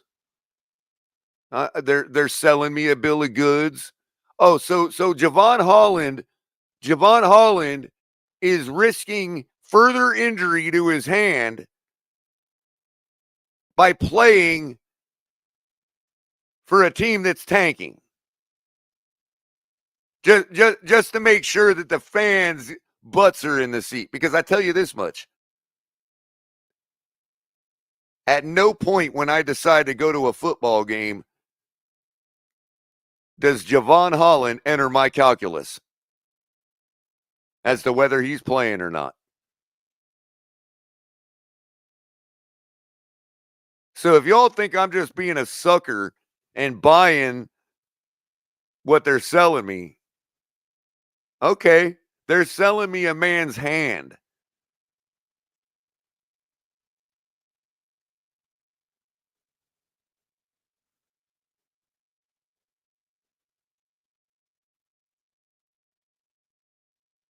And I understand what you're saying, context.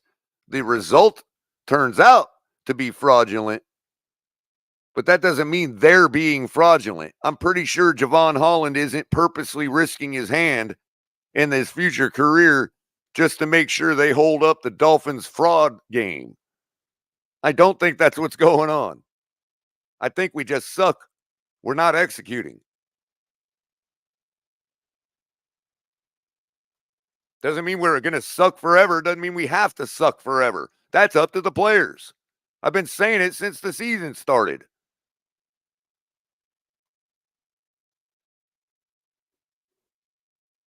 You could not suck, but still suck. Like you could not suck as a person, but still suck the way you're conducting yourself at a given time.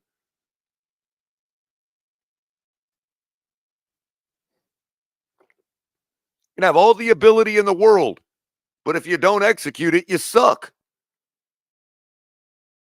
That's why we suck, not because of any other reason. If you want to lay that at the feet of the coach for not getting their players to perform, go ahead.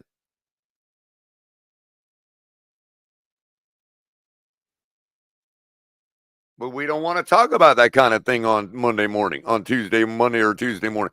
No, we can't do that. The Jets just did it.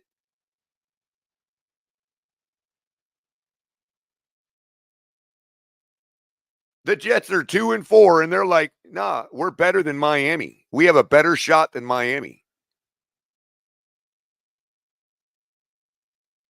And we just fired our coach. I guess they didn't get the memo either.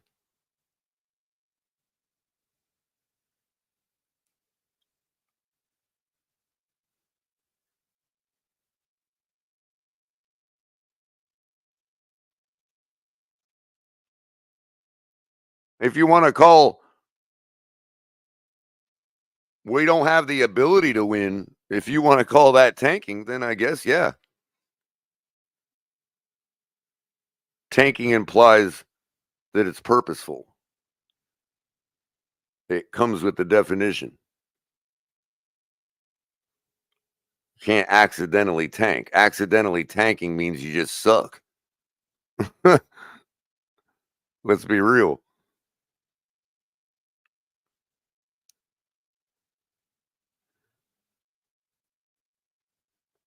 We are nearing the 2-hour mark. I got about 20 minutes left of yelling at y'all. Hit the like button if you would. Make sure you're subscribing to the channel and hitting the notification bell. Go to TFTGnetwork.com and make it your homepage. Bookmark it. Make sure it comes up every time you're opening your browser so you can get all of our content the easiest way, including the shop.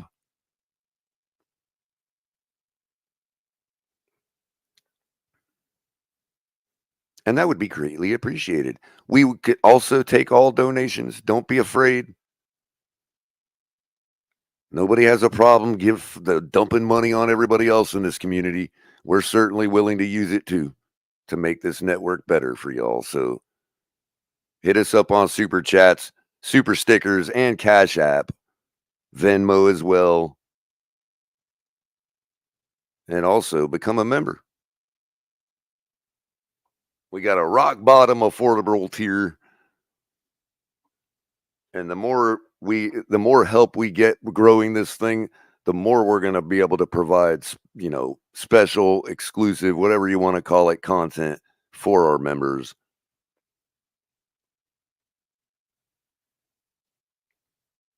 In the meantime, it just says you supported the channel and you get to use some fresh emojis.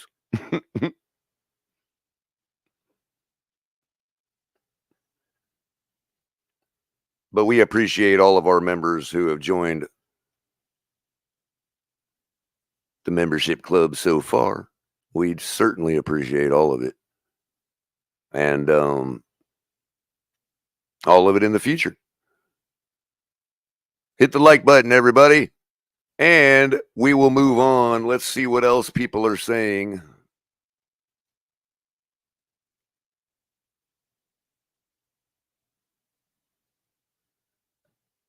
Oh, he's just saying the same thing I am. While telling you how old our roster is and how little hope there is. And then making fun of us all for quitting on the team. Yeah, he don't know which out from 1 hour to the next. He doesn't know what he wants to do. Wants to call us all quitters for quitting on the team, yet he sits there and bashes our team all day and its chances. That's what I'm talking about mixed signals. We're tanking. It's obvious. Yet Tyler Huntley's trying to improve himself. And Jalen Waddle's happy about that. Oh, and Javon Holland's working out with a broken hand. Oh, yeah. We're tanking. Well, somebody didn't spread the memo around good enough because it don't seem to be the way our players are acting.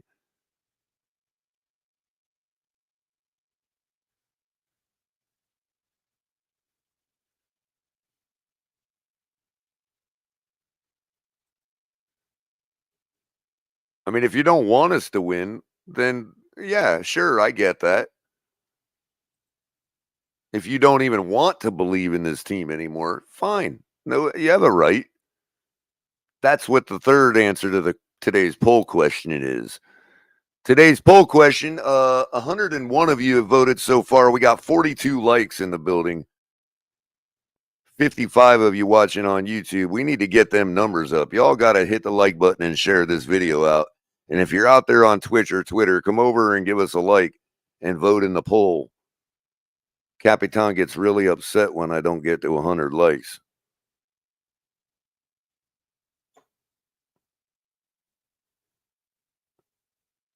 Question of the day, is the Colts game a must win? Yes, no, or come on, man, it's a must lose. 75% of you now have voted yes, it's a must win, which means you care. You wouldn't be calling it a must win if you didn't care. So the vast majority of you think this is a must win. 10% say no. And 15% of those think it's because it's a must lose.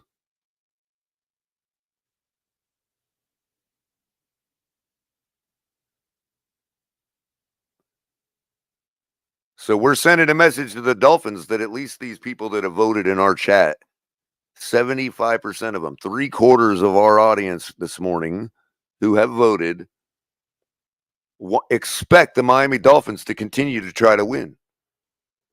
Thank you, somebody important. That makes me feel like somebody important.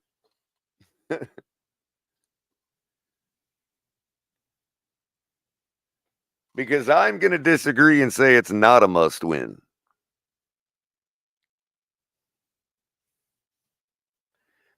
Oh boy, that's news. Culler disagrees.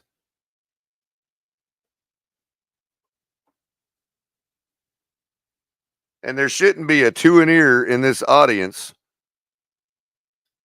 that thinks this is a must win. Because as I illustrated already for the last hour, we could drop the 4 losses and still have a chance with Tua. Given corrections being made to our level of execution, we could likely win 8 out of the 11 remaining games. It is possible. It's actually plausible. What we don't know, the only unknown here, is whether the team plans to continue its improvement that we've seen the last couple of weeks. Last week, I should say. Last game. And we're going to find that out on Sunday.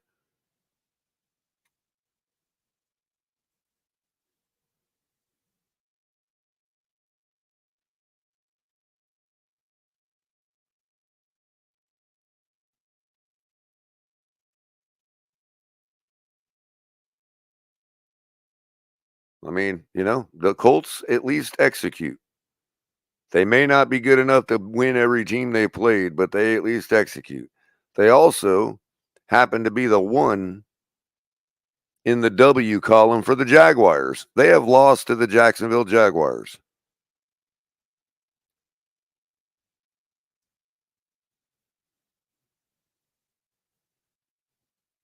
They also beat the Tennessee Titans.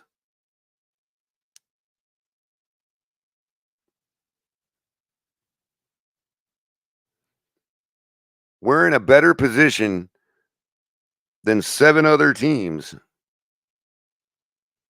And we have the lowest offensive production in the league. That is a testament to our defense.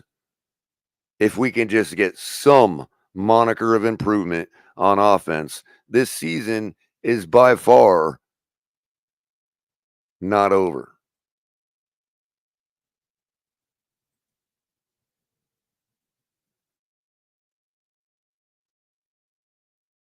And other than those that have told me flat out, hey, these are my valid reasons for wanting to tank, anybody else needs to tell me. Otherwise, you're just a defeatist.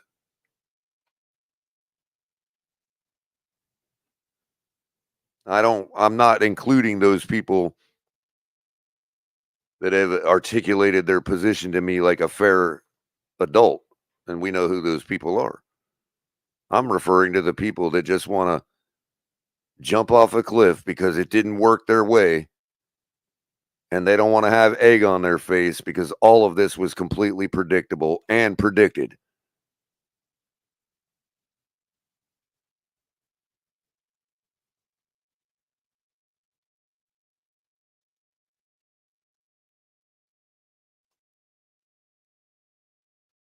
The Alabama fans are waiting.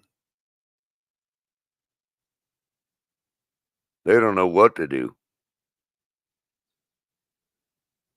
They're going to abandon the team altogether if we keep losing. And all those people that are still Dolphin fans, that were Dolphin fans first, that are off a tour, are going to be left all by themselves to be calling for a tank. Because the two and ears ain't going to stick around for the tank. That's for sure.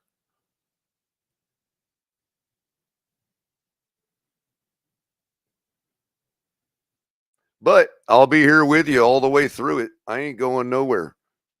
We'll find out if we do end up tanking We'll find out which of these content creators have the wherewithal to stick through it when nobody wants to watch because they're going to wait until we're finished with the rebuild.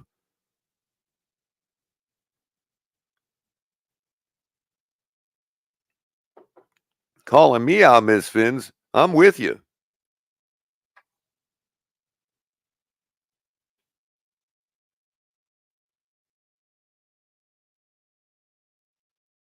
Some tankies you need to call out. By the way, I will be joining Miss Fins tonight for sure. Got a little held up by a little emergency last week. Wanted to make sure everybody got the proper information they needed for the hurricane. So I missed League-Wide Wednesday last week with Miss Fins. Actually did fairly well. I think I went 8-7 or something like that, or 8-8. Dropping in the ranks though, so I've got to find some way to like start coming back up in the pick'em. I don't know how I'm gonna do it, but we'll see what happens. Finsanity just running away with it. Yeah, I know. Turned out it was only a Cat 3 hurricane. Little thunderstorm, no big deal. Few tornadoes, no problem.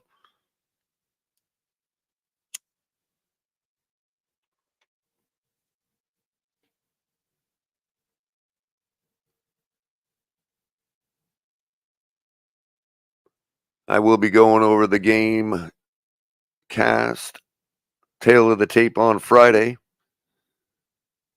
Try to find something to talk about tomorrow. We'll probably go over some pressers tomorrow. I'm sure McDaniel's probably going to speak today. So we'll go over what he has to say tomorrow. Fresh in the morning again, 10 o'clock or thereabouts. I was having a little internet issue at the start of the show this morning. I had to reconnect my StreamYard because my connection was shoddy. So that took a little extra minute past 10, but pretty much made it on time this morning. Make sure you're joining me tonight with Miss Fins over on her channel. For League-Wide Wednesday, we're going to go over the pick'ems. Tell you who we think's going to win this week. Miami got to sit around and watch everybody play last week. They saw what good football looks like. Now they just need to go out there and at least emulate it.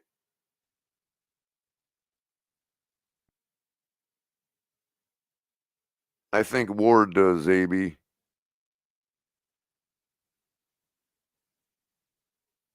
I don't think Milrose is as strong as people think he is.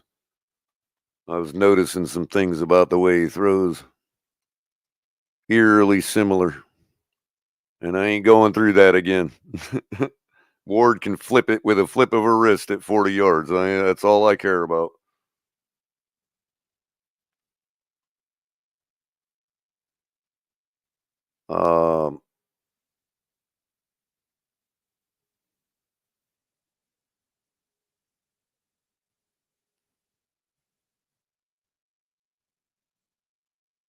So yeah, that will be at 8 o'clock, I believe, tonight. Correct me if I'm wrong, Miss Fins.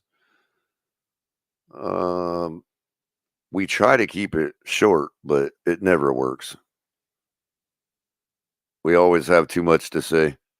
And I'm anxious to find out how well Miss Fins did in the pick'em last week. I know that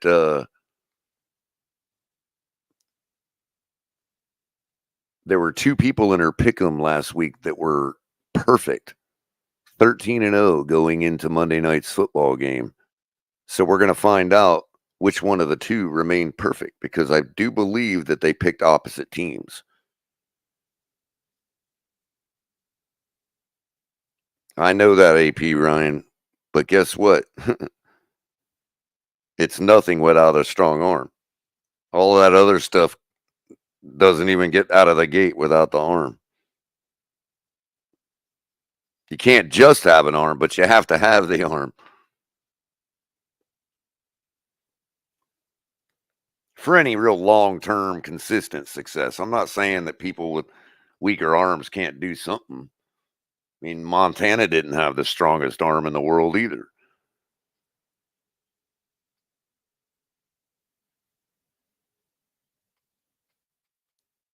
But if you just want to put it out of sight, out of mind, yeah, just get the guy with the arm.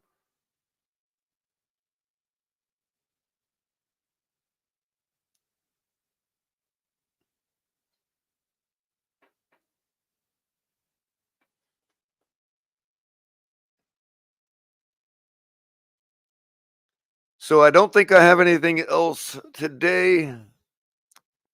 Trying to make sure I didn't leave anything out. I did have a bunch of notes. Let me see here. Because I know some things are bothering me, and as soon as I hang up with y'all, I'm going to remember everything I wanted to complain about. Oh. UM versus Louisville this week. Big time contest. Louisville's still a strong, tough team, even though they've lost a couple. But pay attention to a lineman that is coming back from Miami off injury. Supposedly, this guy is the real deal offensive lineman. And more important to the Hurricanes offense than people realize. And that would be Jalen Rivers. Pay attention to the impact that Jalen Rivers has this week in the Louisville game. Maybe somebody we want to keep in the back of our mind for draft talk. Jalen Rivers. I don't know if there's any relation.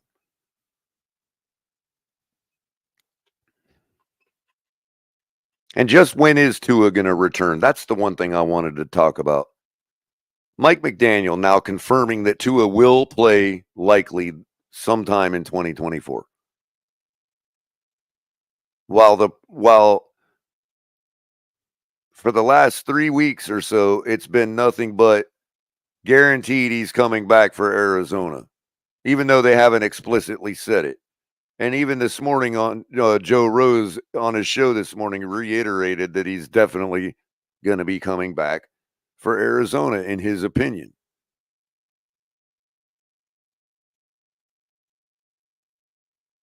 So why this continued game about, oh, it's strategic advantage? No, it ain't. These teams know how to beat us. No matter what quarterback is under center, these teams know how to beat us. Just because they know doesn't mean they can. But they know.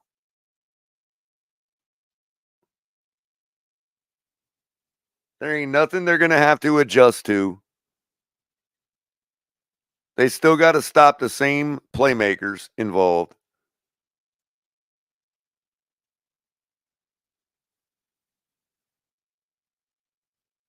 I know they're not built the same. I know nothing's the same.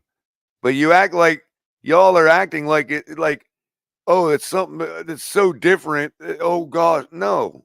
It's like switching from batting against I don't know. I'm not even going to try to use an analogy because it's. I just don't know what you all are looking at. What did you all watch during Jacksonville and Buffalo that leads you to believe that any defense gives a shit who our quarterback is? Tell me, what have you seen in the last 6 ball games that Tua played in that you think any defense cares about who our quarterback is?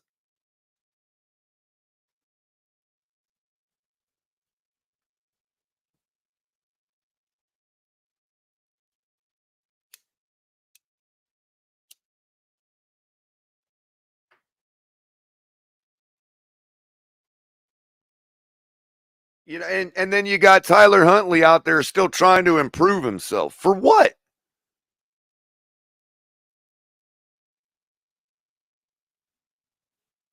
Because we're going to play this stinking game. We're going to play this, oh, if we can't eke out a win this week, then we're going to reevaluate what we do for the rest of the season. And that way, since we never said actually Tua is coming back for Arizona, we can keep him on the shelf if we have to tank, let's say. And then we don't even get to blame it on Tua. We'll have to sit here watching ourselves lose while he sits on the bench just to come back next year? No. No.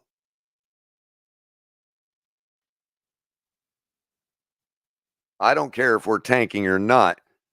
He needs to be in the ball game as soon as allowed by the rules, or he needs to decide to quit. One or the other. The decision needs to be made next week. Monday.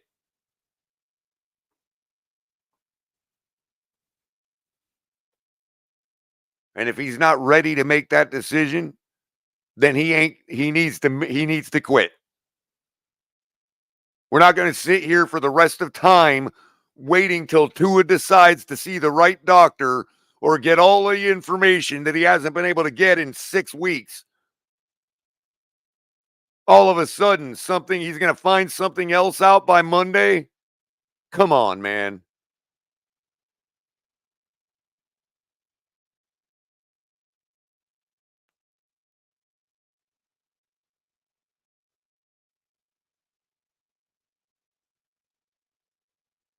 I saw another friend of mine tweet out this morning that we have the best wide receiver room in the league, or that our wide receiver room is better than everybody else's, or something to that effect. Wrong.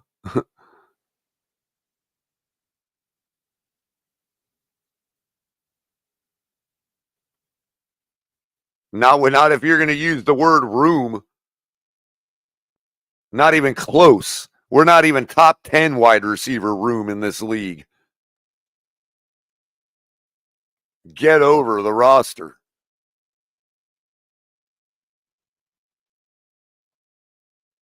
I don't think I'll get any argument from my audience on that. Even the ones that disagree with me all the time.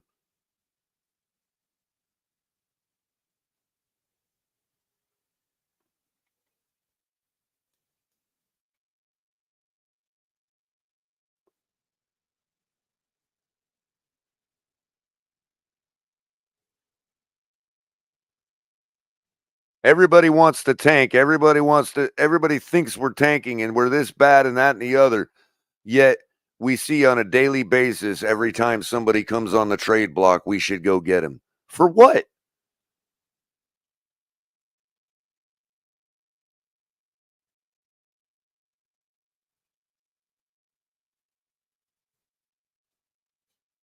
I don't understand this idea that we got to look at every player when we're not even intending to win.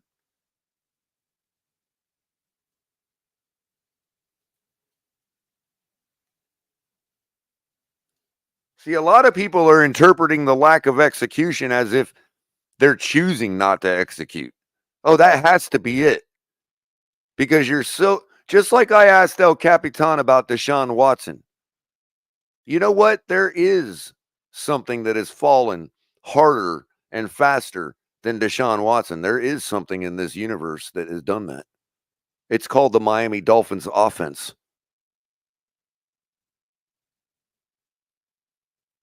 Now you know why I was making that point earlier. See, I have a reason for everything I say. I don't say something unless there's a reason for it. It might come as a surprise to you all as much as I talk. That I must just be babbling out a bunch of nonsense. No, I don't say one single word without there being a reason for it.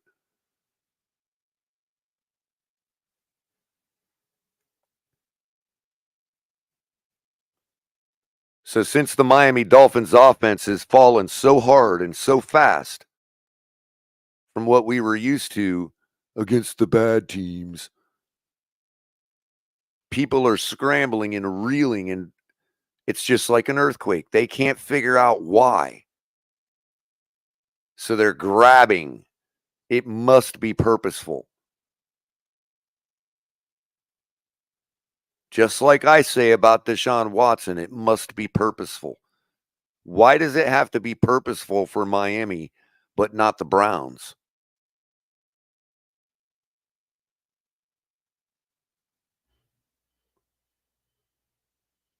I'll leave you today with that question. Make sure you're coming by in the morning. And later tonight, today's Wednesday, so I believe Shake will be running a smoke lounge.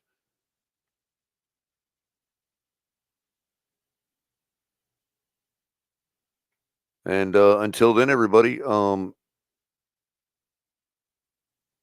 barring me not being able to find my outro, now, fins up, everybody. Have a great day. We'll keep talking, and we're going to start to move into how we're going to beat the Colts this week. I don't care who doesn't want to do it or not. Oh, I got to end the poll. Final results on the poll. 109 of you have voted. We got to 51 likes. All right, at least we're above halfway there.